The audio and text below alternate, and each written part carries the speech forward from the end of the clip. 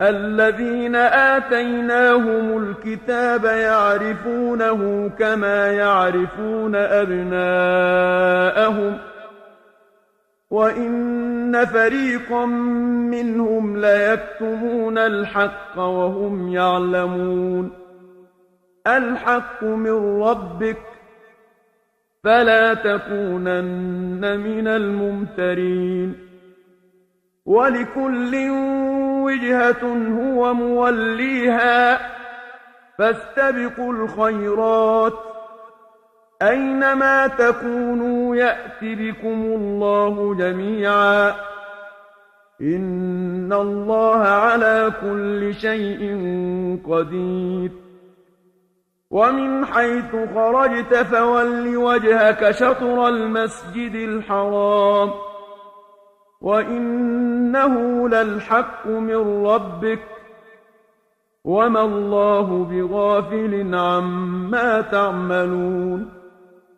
ومن حيث خرجت فول وجهك شطر المسجد الحرام وحيث ما كنتم فولوا وجوهكم شطره لئلا يكون للناس عليكم حجة إلا الذين ظلموا منهم فلا تخشوهم واخشوني ولأتم نعمتي عليكم ولعلكم تهتدون كما أرسلنا فيكم رسولا منكم يتلو عليكم آياتنا ويزكيكم ويعلمكم الكتاب والحكمة ويعلمكم ما لم تكونوا تعلمون فاذكروني أذكركم واشكروا لي ولا تكفرون